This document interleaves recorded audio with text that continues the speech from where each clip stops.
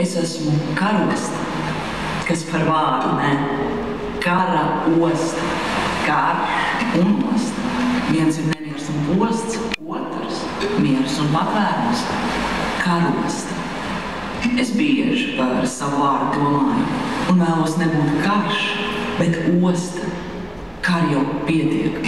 Vēsturi un ļauds man izdauzījuši priekšlūpas, tomēr es krāsoju spilgti sarkanas savas lūpas un joprojām esmu liktenīgā.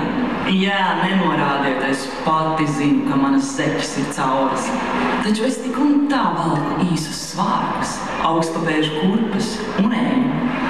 Ziemeļu mols ir mana skatuve, kuru katru dienu izstaigāju augsti pacelt galvu ar tādu lepnumu, kā pasaules augstākās modes dāmai.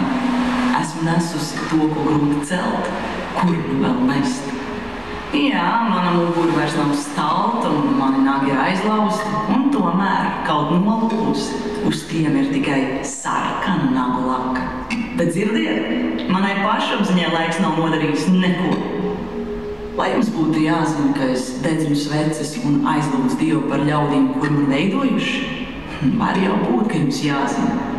Tad ziniet arī, ka es sapnī joprojām redzu kalnu un kristīnu. Fotografējos smalkos tērpos pie greznām cara laika ēkām.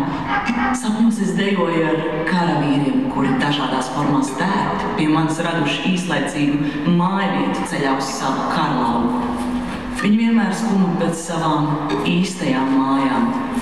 Un es biju tā nolādētā vieta, kuru bieži pēc tam tie par visu vairāk vēlējās aizmirst.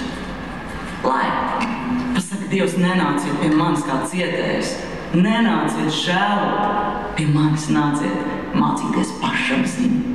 Uz rožlauku ejiet pēc rozēm, pie manis nāciet pēc īstuma, tāda, kurš paliek pāri, kad parāda beidzas. Kas man neļauj pagurt, jūs brīnāties? Tie ir manējie, kuri atzīstās man mīlestībā. Ne jau uz spožām lamurītām pastkartītēm. Viņu es tevi mīlu ir lasāms to acīs. Man ar to pietiek. Ar katru tādu atzīšanos es tiek tālāk no kara, tuvāk ostai, jo es esmu karosta, es esmu Liepāja.